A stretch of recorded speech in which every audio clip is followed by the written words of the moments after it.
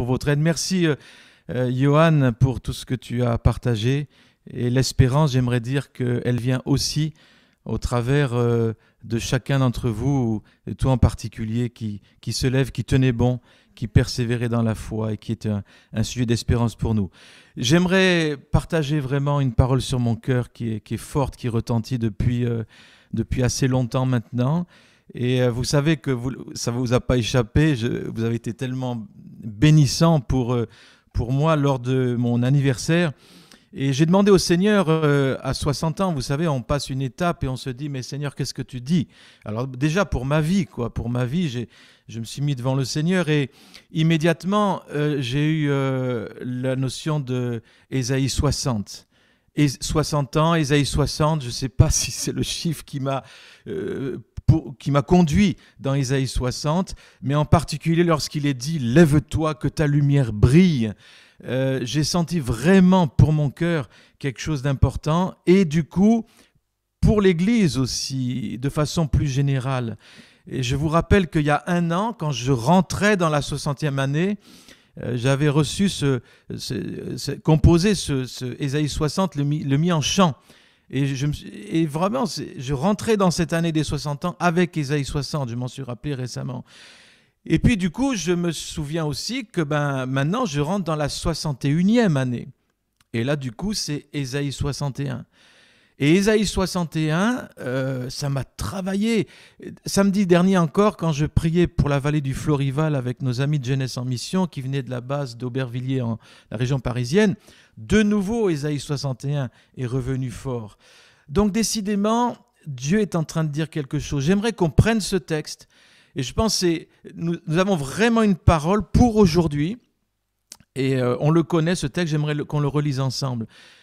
L'Esprit du Seigneur l'Éternel est sur moi, car l'Éternel m'a oint pour porter de bonnes nouvelles aux malheureux. Il m'a envoyé pour guérir ceux qui ont le cœur brisé, pour proclamer aux captifs la liberté, aux prisonniers la délivrance, pour publier une année de grâce de l'Éternel, un jour de vengeance de notre Dieu, pour consoler tous les affligés, pour accorder aux affligés de Sion, pour leur donner un diadème au lieu de la cendre, une huile de joie au lieu du deuil, un vêtement de louange au lieu d'un esprit abattu, afin qu'on les appelle les térébintes de la justice, une plantation de l'Éternel pour servir à sa gloire. Ils rebâtiront sur d'anciennes ruines, ils relèveront d'antiques décombres, ils renouvelleront des villes ravagées, dévastées depuis longtemps. Des étrangers seront là, feront paître vos troupeaux. Des fils de l'étranger seront vos laboureurs et vos vignerons. Mais vous, on vous appellera sacrificateurs de l'Éternel. On vous nommera serviteurs de notre Dieu. Vous mangerez les richesses des nations. Vous vous glorifierez de leur gloire. Au lieu de votre opprobre, vous aurez une portion double. Et au lieu de l'ignominie, ils seront joyeux de leur part. Ils posséderont ainsi le double dans leur pays. Et leur joie sera éternelle. Car moi, l'Éternel, j'aime la justice. Je hais la rapine avec l'iniquité. Je leur donnerai fidèlement leur récompense. Je traiterai avec eux une alliance éternelle. Leur race sera connue parmi les nations, leur postérité parmi les peuples. Tous ceux qui les verront reconnaîtront qu'ils sont une race bénie de l'Éternel. Je me réjouirai en l'Éternel. Mon âme sera ravie d'allégresse en mon Dieu, car il m'a revêtu des vêtements du salut. Il m'a couvert du manteau de la délivrance. Et comme le fiancé s'orne d'un diadème, comme la fiancée se pare de ses joyaux, car comme la terre fait éclore son germe, comme un jardin fait pousser ses semences, ainsi le Seigneur l'Éternel fera germer le salut et la louange en présence de toutes les nations. Alors voyez, ce texte, ça commence à me travailler. Déjà pour moi-même, je sentais que Dieu me parlait par rapport à cette entrée dans la 61e année. Et du coup, j'ai commencé à rechercher ce que Dieu disait au niveau déjà plus large, au niveau de la France. Et j'ai commencé à regarder au niveau des prophètes, au niveau international. Voilà. Et eh bien, ça n'a pas loupé. Vous savez que nous sommes dans un réseau qui s'appelle le réseau Nouvelle Connexion. D'ailleurs, le culte dimanche prochain sera avec tout ce réseau ensemble en ligne. Et vous savez que dans ce réseau, il y a des ministères prophétiques, dont par exemple Fabienne Ponce. Et donc, je suis allé un peu sur le site de l'Assemblée chrétienne de Toulouse et j'ai été surpris de voir que les dernières prédications, c'était sur Ésaïe 61 aussi. Alors là, je me suis dit, mais Dieu est en train vraiment de souligner Ésaïe 61 maintenant. Et elle partage la vision qu'elle a eue récemment d'un grand rouleau de la Torah qui était écrit en hébreu, qui était comme un chemin déployé dans le ciel et sur lequel un peuple marchait de toute race, de toute référence, de toute histoire, de toute période de l'histoire. Et puis ensuite, elle a senti l'huile qui a coulé sur sa vie, une huile grasse, une huile d'onction. Et ce rouleau, c'était Ésaïe 61. Et donc ça, c'est une vision qui est récente. Et ce chemin, dans les nuées, nous mène à Sion. Et sur ce chemin, on rencontre bien ces héros, c'est de Hébreux 11, les héros de la foi, tout cela dont il est dit, à la foi desquels il a été rendu témoignage, n'ont pas obtenu ce qui leur était promis, Dieu ayant vu quelque chose de meilleur pour nous, afin qu'ils ne parvinssent pas sans nous à la perfection. Et donc là, il y a cette idée que nous, notre obéissance, notre vie, elle permet, si vous voulez, à toute cette nuée de témoins de parvenir avec nous à quelque chose que Dieu a prévu. Donc, on est liés dans les différentes générations de l'histoire, on est liés. Et ce que nous vivons aujourd'hui est lié avec ce qui a été vécu dans le passé et permet à cette nuée de témoins qui attend et qui nous attend, nous, afin qu'on fasse ce que Dieu nous appelle à faire. Et ce rouleau d'Ésaïe 61, sur lequel nous marchons ensemble, est absolument étonnant. Et donc, Hébreux 12.1, rappelez-vous, nous sommes environnés de la nuée de témoins, donc rejetons tout fardeau et le péché qui nous enveloppe si facilement et courons. Mes amis, c'est un peu étonnant, mais dans cette période où il y a encore un confinement, où il y a des restrictions, je dirais, bien, nous sommes appelés à courir les regards sur Jésus. Alors, voilà, nous sommes dans un contexte prophétique maintenant, ça c'est national, mais au niveau international, c'est elle qui partage. Vous savez que les maisons de prière, tout le réseau des maisons de prière est lié avec aussi la maison de prière, par exemple, de Kansas City aux États-Unis, où Mike Bickle, l'ancien principal, il explique ceci tout récemment, qu'il y a une trentaine d'années, le 18 avril, Dieu lui avait dit qu'il allait établir un mouvement qui se ferait sur la base de Luc 4, 18. Alors, c'est quoi Luc 4, 18 ? Eh bien, c'est Jésus qui rentre dans la synagogue de Nazareth, revêtu de l'Esprit, quelque temps après son baptême, qui ouvre le rouleau d'Ésaïe et qui lit Ésaïe 61, versets 1 à 3. Et donc, ce Mike Bickle reçoit cette parole qu'il y a un mouvement qui allait venir à partir de Luc 4, 18, qui est Ésaïe 61. Et donc, Dieu revient sur les dates précises qu'il a données.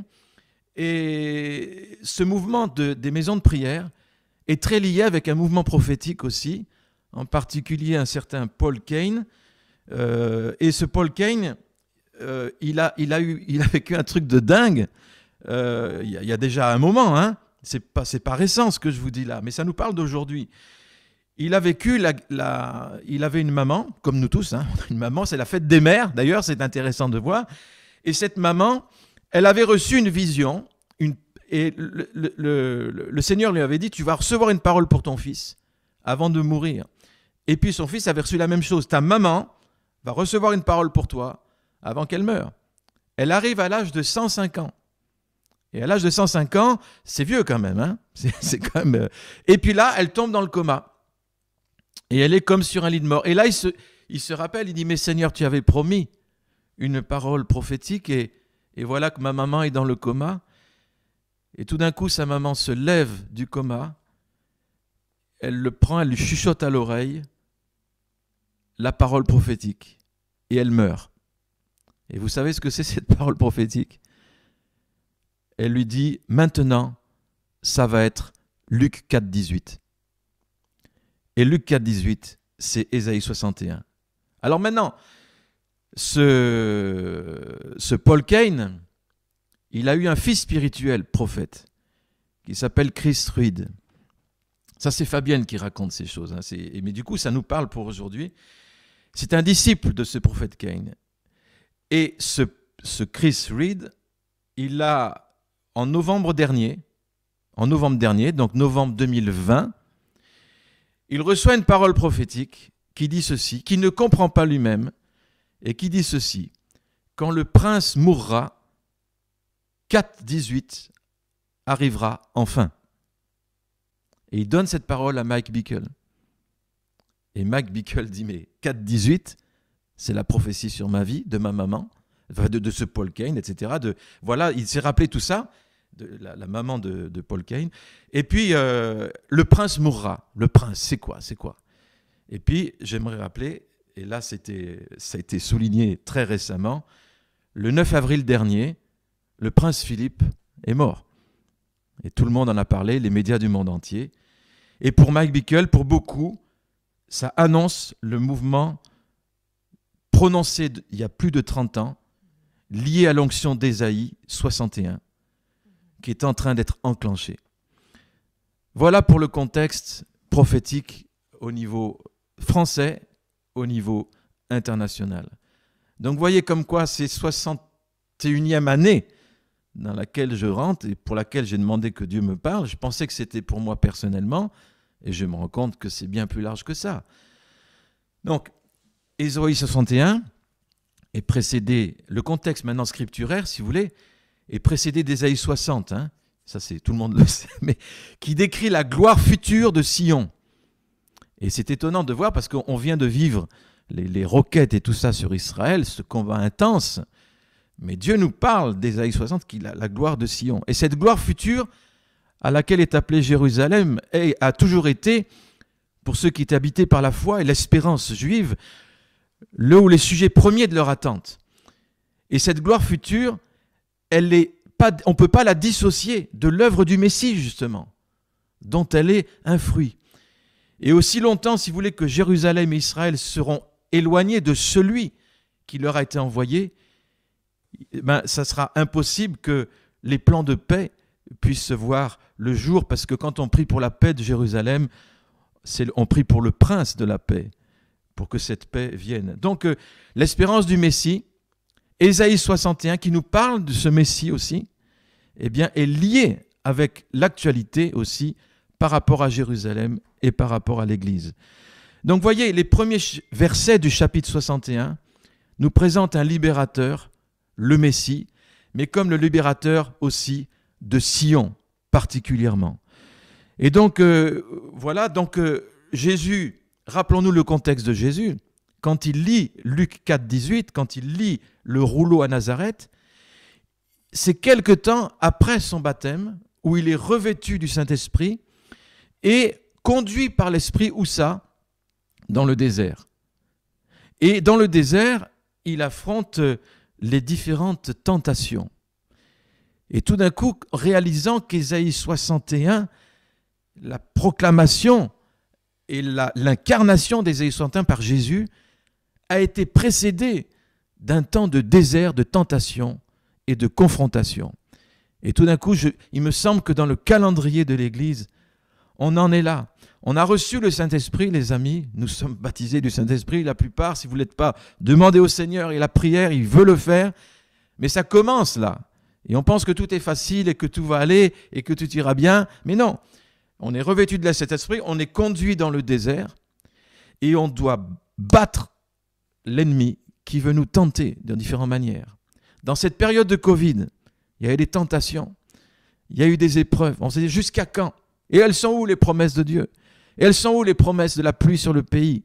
Et elle est où les promesses de guérison, etc. pour mon corps, pour ce que je vis, etc. Vous voyez? Et beaucoup se sont arrêtés sur la route. Quand je vois depuis 1 an, il y en a qui ont commencé à s'arrêter, à lâcher. Dans les plus grandes églises, on parle d'1/3 de personnes qui ont lâché prise. C'est un truc de dingue.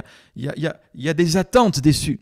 Mais il y a des victoires que Dieu voudrait qu'on remporte dans ce désert. Le but, c'est pas le désert. Le but, c'est qu'on en sorte. Mais le but, c'est de forger le caractère du Seigneur et d'apprendre à vivre la victoire du Christ au travers de ce désert. Et donc, il est sorti de ce désert, Jésus, et là, il est dit de nouveau, revêtu de puissance. Donc, il a lu Ésaïe 61, et il a dit, voilà, maintenant, aujourd'hui, cette parole est accomplie. Donc, ça fait 2000 ans, plus de 2000 ans, que le rouleau d'Ésaïe 61 a commencé à être déroulé. A commencé à être déroulé. Jésus a inauguré. Mais nous sommes aujourd'hui dans une autre phase d'accomplissement, si vous voulez. Tout n'est pas accompli. Et quand on vient de lire Ésaïe 61, il y a bien des choses qui n'ont pas été accomplies. Mais Jésus a initié. Et nous sommes son Église, et nous sommes appelés à continuer Ésaïe 61. Marcher sur le rouleau d'Ésaïe 61, c'est continuer l'œuvre initiée par Jésus et recevoir cela. Ce que commence Jésus, il le fait toujours. Il est l'alpha et l'oméga. Ce qu'il commence, il le finit. Il a commencé Ésaïe 61, il va le finir. Et il va le finir avec son Église, avec nous.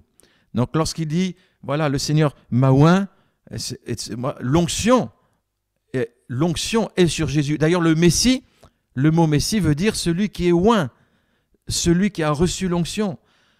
Alors dites-moi, si Jésus a reçu l'onction, et s'il est la tête du corps, eh bien nous qui sommes le corps, l'onction, elle se déverse sur nous.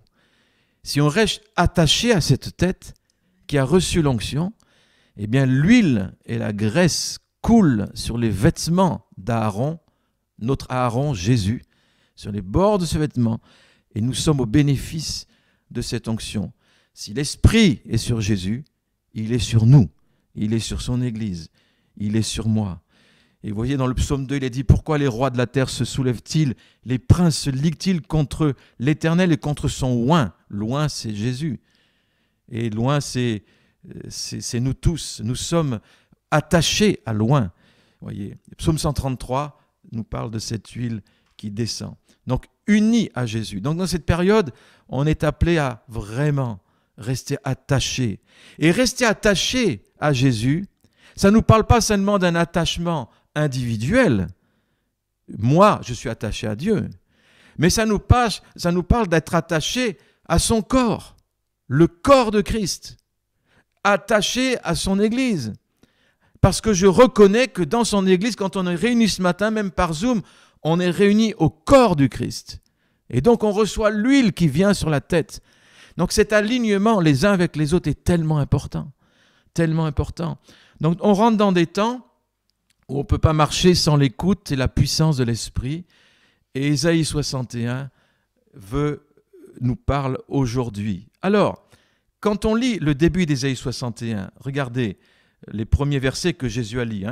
L'Éternel m'a oint pour porter de bonnes nouvelles aux malheureux. Il m'a envoyé pour guérir ceux qui ont le cœur brisé, pour proclamer aux captifs la liberté, aux prisonniers la délivrance, pour publier une année de grâce. Là, Jésus s'arrête. Maintenant, quand on lit ce texte, on peut le lire, mais ça, c'est pour les autres. Et moi, j'ai réalisé que Ésaïe 61, si on veut être le canal pour les autres, il y a besoin de le vivre pour nous. L'Esprit du Seigneur est sur Jésus pour apporter des bonnes nouvelles aux malheureux. Et s'il y a des malheureux au milieu de nous, Dieu va apporter une bonne nouvelle, guérir ceux qui ont le cœur brisé. Et les cœurs brisés, c'est parfois au milieu de nous. Et Dieu veut guérir les cœurs brisés, endommagés. Et proclamer aux captifs la liberté. C'est facile de croire que c'est les autres les captifs. Et si c'était nous, dans certains domaines, on a besoin. La repentance dont nous parlait Werner, ça nous parle de ces captivités dont nous sommes parfois les victimes nous-mêmes. Voyez. Donc recevons cet esprit, cette onction, pour la laisser travailler notre propre vie, nos propres cœurs. Voyez. Et pour le captif, la liberté, aux prisonniers, la délivrance. Et nous avons besoin de délivrance aussi. Donc voyez, laissons cette onction travailler dans nos vies. Les temps de préparation sont des temps où on accepte que l'Esprit vienne toucher nos vies et nos cœurs et nous travailler dans la patience, dans les fruits de l'Esprit et dans les dons de l'Esprit. On a besoin de tout ça parce que l'onction, elle a un coût. Vous voyez, on reçoit le Saint-Esprit, il n'y a pas de coût, c'est gratuit. C'est gratuit. Mais ensuite, vous voyez, Jésus, lui, il a été revêtu, et puis il a dû se battre et confronter. Et là, il a reçu une nouvelle onction. On voit cette histoire du coup de l'onction, on le voit dans toutes les Écritures. Et le Seigneur nous dit, dans ces temps de désert, achète de l'huile. Achète de l'huile. L'huile nous parle de l'onction, c'est les vierges sages, les vierges folles, rappelez-vous l'épisode. Il est question d'acheter. Nous sommes dans des temps où il faut acheter. Il faut acheter cette huile.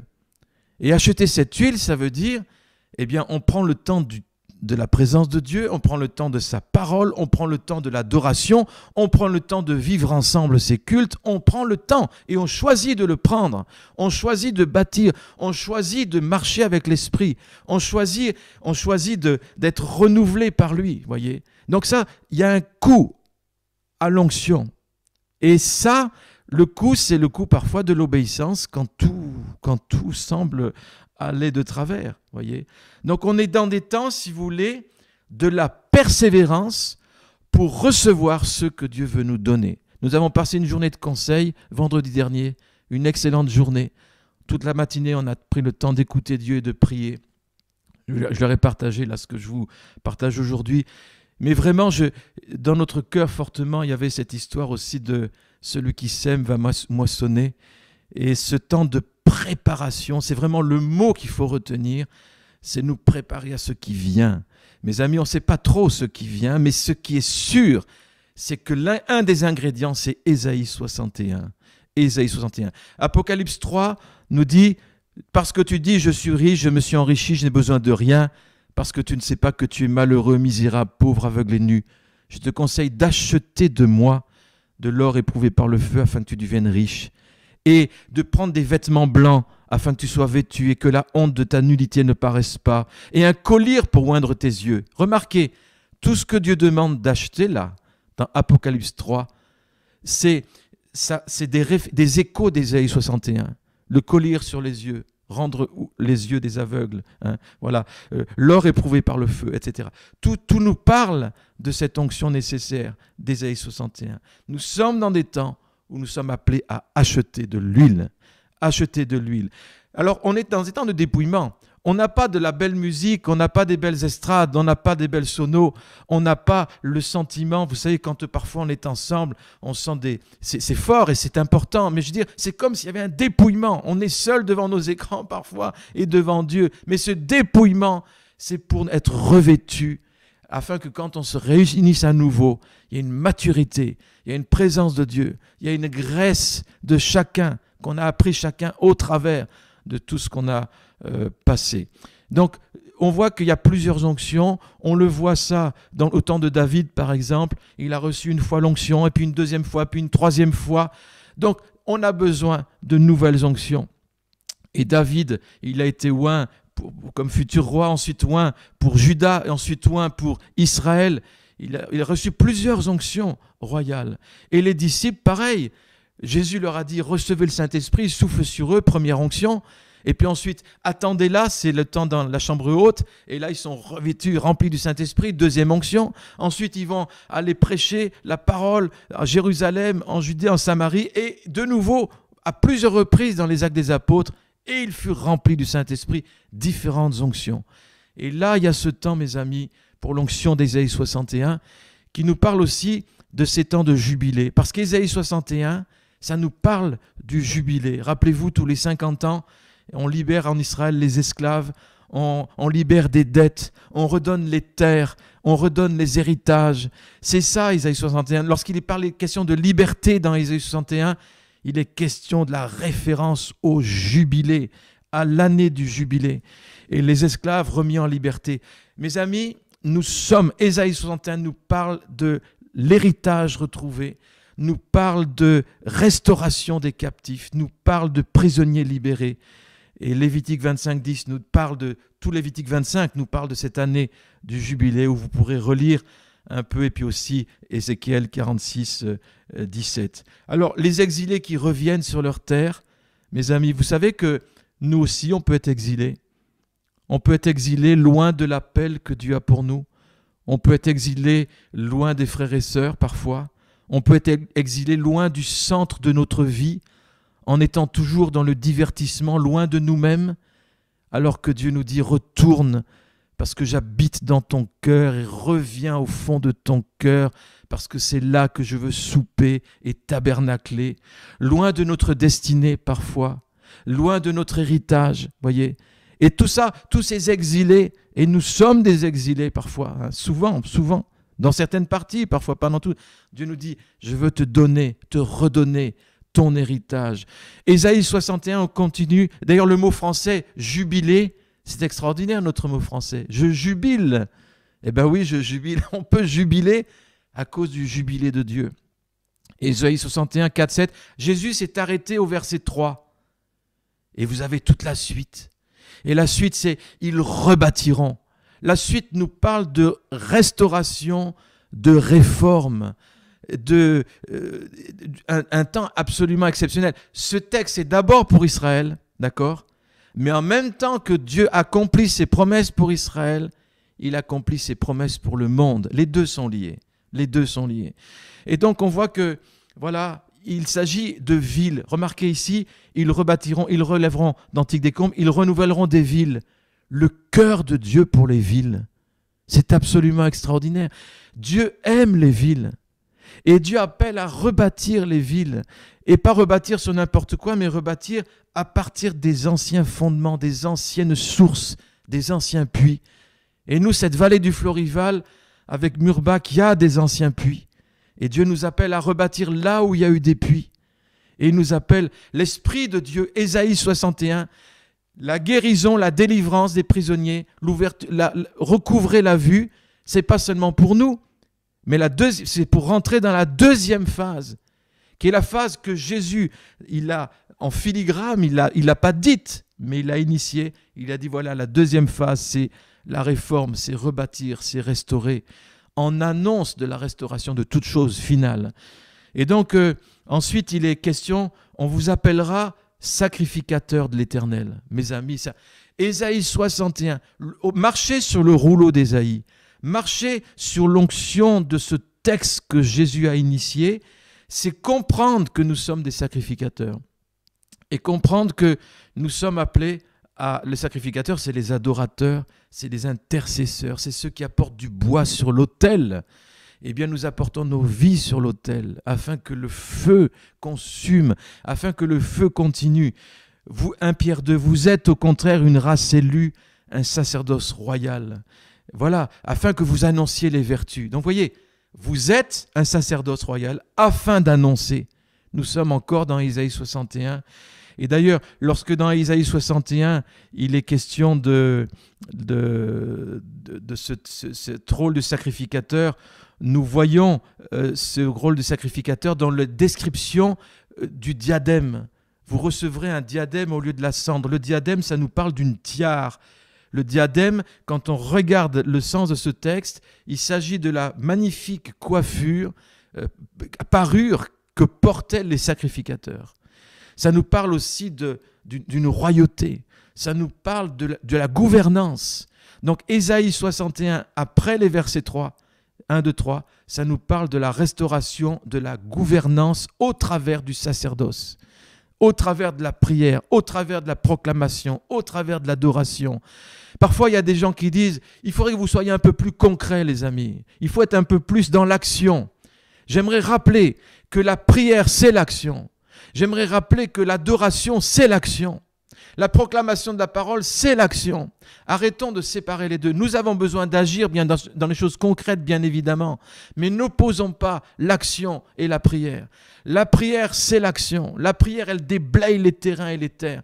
Nous avons besoin des deux. Nous avons besoin de retrouver le plein mandat sacerdotal que Dieu nous a donné. Et ensuite, il est dit, c'est Amos, hein, rappelez-vous Amos, la promesse d'Amos, versets 11 à 15, c'est la même chose qu'Ésaïe 61. Je relèverai la maison de David, les sacrificateurs. Je réparerai les brèches. Je rebâtirai comme la ville comme elle était autrefois. Je ramènerai les captifs. Ésaïe 61 est lié à la restauration de la sacrificature, de la louange et de l'adoration. Voyez. Et donc on continue et on termine Ésaïe 61, 8 à 11. Car moi l'Éternel, j'aime la justice, je hais la rapine avec l'iniquité. Je leur donnerai fidèlement leur récompense. Et il est question ici de « Il m'a revêtu des vêtements du salut, il m'a couvert du manteau de la délivrance, et comme le fiancé s'orne d'un diadème », c'est toujours cette idée de la tiare des sacrificateurs, « comme la fiancée se pare de ses joyaux, Et comme la terre fait éclore son germe et comme un jardin fait pousser ses semences, ainsi le Seigneur fera germer. Le salut, le terme exact, c'est la justice que Dieu donne pour ouvrir le ciel devant nous et la louange en présence de toutes les nations. Donc, remarquez ici, la fin d'Ésaïe 61, c'est un mariage. Ça nous parle d'un mariage. Ça nous parle de préparation de noces. Et c'est ce que Dieu dit à l'Église. La parole prophétique donnée dans le réseau RNC et puis dans d'autres réseaux depuis plusieurs mois, c'est que Dieu prépare un mariage. Voyez ? Et cette préparation de mariage, eh bien, ça commence par le salut, bien sûr, mais ça continue par la délivrance et ça continue par le revêtement. Et ce qu'avait dit Johan, j'ai beaucoup aimé, c'est que si on veut être vêtu, il faut sentir qu'on est nu. Si on veut voir de nouveau, il faut accepter que nous sommes aveugles. Donc, cette humilité, cette conscience de la nudité, de la pauvreté, cette conscience de vieux manteaux, eh bien, elle nous amène dans cette nudité à nous dire, mais il y a un nouveau manteau. Et moi, j'aimerais dire pour l'Église Josué, Dieu enlève un ancien manteau, les anciennes forces qui semblaient être une autre force, etc. Dieu dépouille, Dieu dépouille, Dieu dépouille, parce qu'il veut revêtir d'un nouveau manteau. Et ce Ésaïe 61, c'est la préparation des noces et de l'épouse, le salut et la louange pour toutes les nations. Nous sommes déjà depuis des années une maison de prière pour les nations, nous portons les nations. Nous n'avons que faire de notre ministère local. Le ministère local, il n'a de sens que s'il est une bénédiction pour tout l'héritage et pour relever les héritages et puis être une bénédiction pour toutes les nations. Donc, vous voyez, Jésus a inauguré Ésaïe 61. La parole prophétique nous parle d'Ésaïe 61 pour maintenant.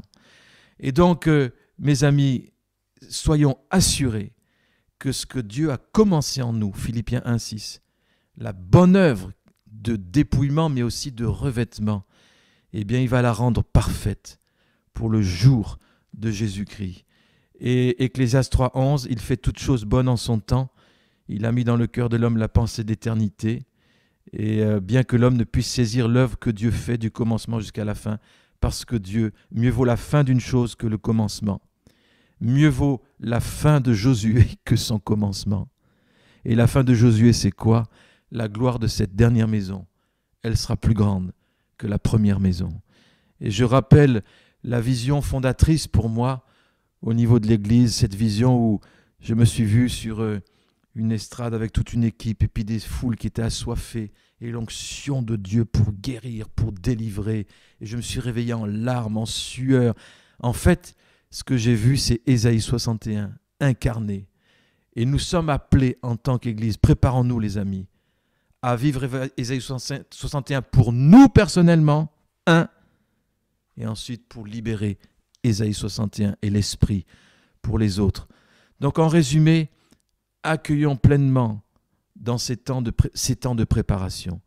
Acceptons les temps de dépouillement, de préparation, parfois d'humiliation, parce que Dieu ne nous condamne pas, mais il veut guérir, restaurer, relever. Accueillons l'Esprit jusqu'au fond des pièces encore cachées, jusqu'au fond de nos cœurs. Il n'y a que lui qui peut le faire, mais accueillons-le pleinement. Et donc, c'est l'esprit de repentance, changer de mentalité. Ça, c'est un don. Demandons le don au Seigneur. Achetons de l'huile en prenant le temps dans sa présence et dans sa parole. Comme disait Nadine à notre conseil l'autre fois, elle rappelait ce qu'elle nous a partagé, mais elle sentait qu'un jour, ça sera trop tard après. Les choses vont s'accélérer. C'est maintenant qu'on est appelé à se préparer, avec la parole, avec l'esprit, avec la communion. Développons notre mission de sacrificateur adorateur. On est en réflexion par rapport à la maison de prière. Je rappelle quand même les créneaux au niveau de Sentinelle 24/7 qui sont répartis. J'espère que vous êtes abonnés à ce 24/7 pour participer. Je rappelle aussi les créneaux que David a, que Alana avait peut-être de nouveau, mais nous sommes appelés à faire vivre. Et la maison de prière, c'est aussi la tente de la rencontre. Et on pense qu'on va redémarrer des créneaux de façon privée, mais il faut absolument que ça vive de nouveau. Persévérons dans les champs que Dieu nous a donnés, sans nous décourager. jusqu'à l'accomplissement des promesses. Et mes amis, s'il y a un texte à méditer en ce moment, c'est Ésaïe 61, à le prier, à le réclamer, à le proclamer et à l'incarner. Seigneur, merci pour ta parole. Seigneur, merci pour la parole prophétique au niveau international dans ton Église. Tu parles d'Ésaïe 61 aujourd'hui. Merci Seigneur pour ce basculement, Seigneur. Merci parce que la lumière d'Ésaïe 61, alors que les ténèbres s'épaississent sur nous, sur ton peuple d'Israël et en même temps sur l'Église que tu t'es racheté à un si grand prix, la lumière, elle vient. Et sur chacune de nos vies, du sein des ténèbres, la lumière, lui. Et Seigneur, nous accueillons l'esprit d'Ésaïe 61. Nous nous rappelons ce que Jésus a initié en parole, en acte.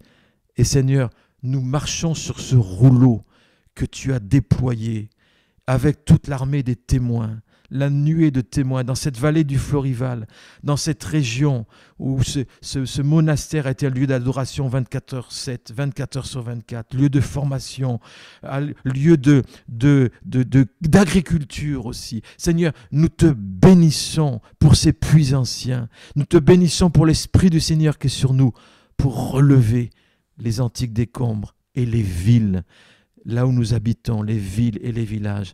Alors merci Seigneur, donne-nous de persévérer. Je bénis nos amis, en particulier Patrick Beck qui travaille à l'électricité tous les jours en ce moment, Heinz, Denis qui est actuellement en congé parce qu'il est fatigué, mais nous te prions de renouveler les forces Seigneur de chacun et nous merci pour ta provision parce que dans ces temps de préparation tu prépares aussi dans le physique comme dans le spirituel et nous te bénissons pour cela. Bénis-nous Seigneur, ranime l'espérance et la foi dans le nom de Jésus. Amen.